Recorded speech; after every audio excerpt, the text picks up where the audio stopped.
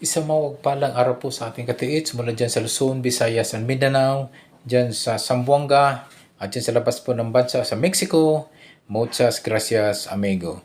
Bago po ako patuloy po sa paglikod po, ay ako po muna magpasalamat po sa mga aking mga subscriber, followers. Maraming salamat po sa inyong pagtangkilik, sa inyong panonood, at sa mga viewers po. Maraming salamat po. Ito po ay may padala po sa atin ng katiits na isa pong hugis sa isda po, isang face treasure marker po ito, ang pinadala po.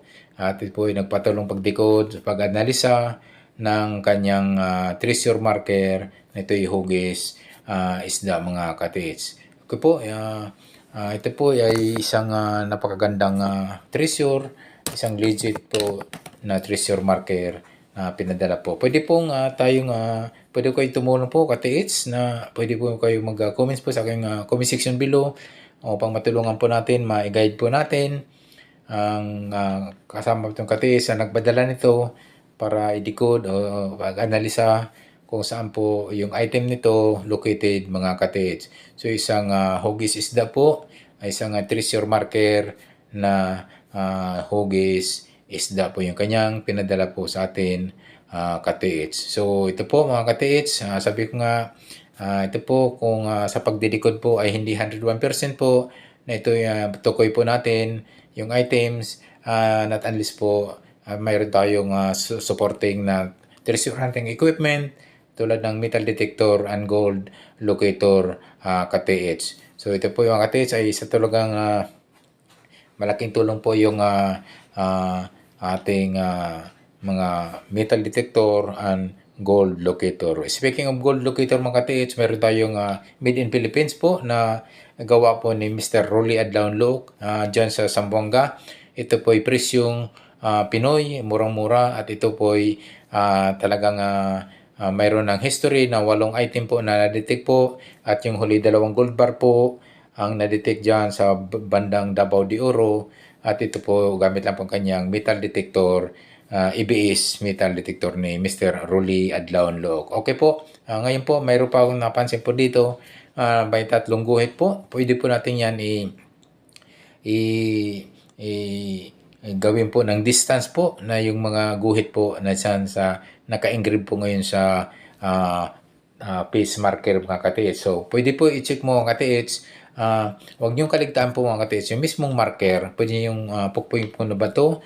Pwede niyo pong i-detect po ng metal detector or gold locator. Kasi pwede pong pwede po yung mismong mga treasure marker ay mayroong mga rack enclosed item po yan mga katiits. O pwede pong inilagyan po nila mga jewelries, mga diamante, yung mga small item na nandyan mismo sa markers mga katiits. So yan po ay huwag niyong kaligtaan po na pugpugin po ng maso. Alam niyo po ang tunog solid, siksik yun, at yung tunog ampaw, ibig sabihin maluwag po yung loob. Pwede po may item po yan na mga sinisingit po na mga Japanese soldier o sino po yung naggumawa nito katiits. So madalas po yung katiits, Japanese, tandaan nyo Korean and Chinese katiits. Yun po ay yun po ang aking pinapaalala po na marami kasi tayong katiits na nakalimutan na po i-check po mismo yung marker, yung pinaka-marker mismo, yung pala may item pala doon sa mismong pinaka-marker katiits. So yan po mga katiits, ito pong isang hugis isda po ay napakaganda pong marker. Madalas marami na pong nakakuha nito at hindi kalayuan po yung items. Ito yung nagdi-distance lang po ng hanggang 1 hanggang 4 meters po ang layo. So i-check nyo po bandang east then west, 1 hanggang 4 meters. Also the north area, same 1 hanggang 4 meters. Also the south area mga katiits. So yan po. Tingnan nyo po kasi baka po mayroong mga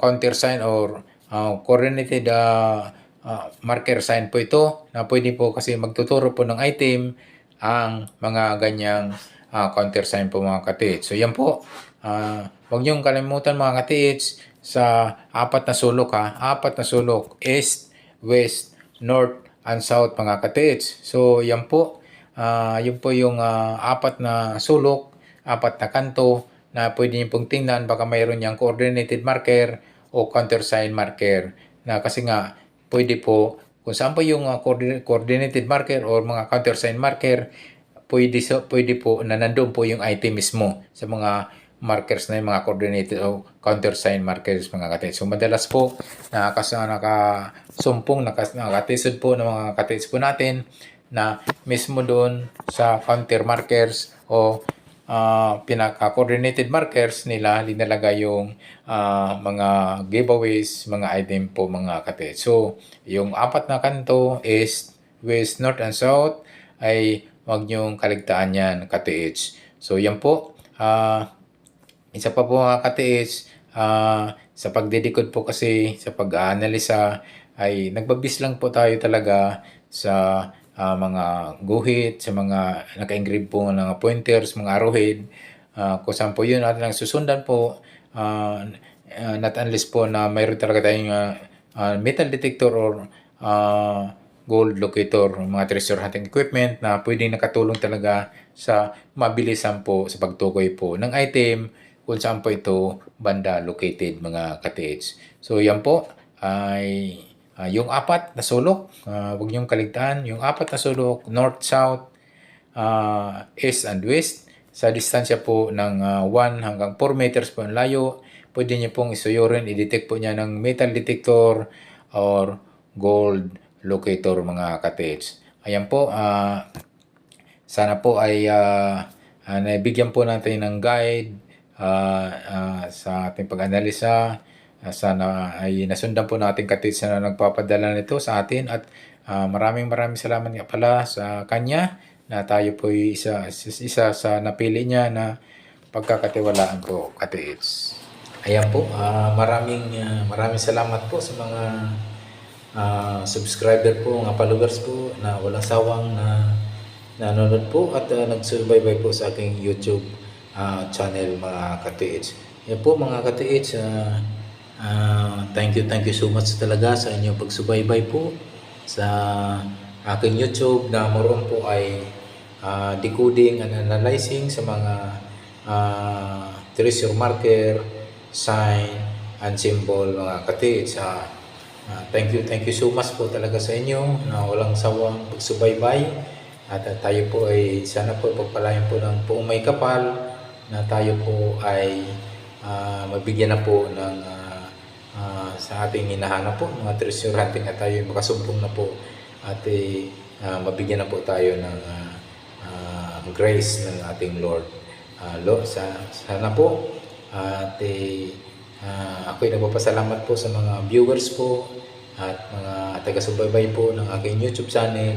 Yung mga gusto pa lang magpadikot po, may mga treasure marker, sign, and symbol, pwede nyo pa ipadala po sa aking Facebook page, Alejandro Sanchez po. Nakasit po yung aking profile doon, naka-sunglasses po ako doon.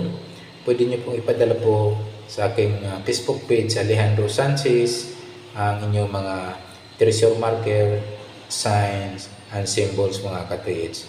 Ito po, maraming salamat talaga ka-TH sa walang sawang pagsubaybay sa aking YouTube channel. Ito pa, bagamat na po ay liit pa lamang po, sana po ito'y matulungan niyo po na mag-grow ang aking YouTube channel po, na ito'y more on decoding and analyzing sa mga treasure markers, symbols, and sign mga ka-TH. Okay po, thank you so much po talaga sa inyo, sa mga bagong subscriber ko, mga bagong followers, siyempre sa mga viewers natural po. Ingat po kayong lahat, mapalanaw tayo sa mga buong may kapal. Thank you so much for watching ka-TH. God bless us always.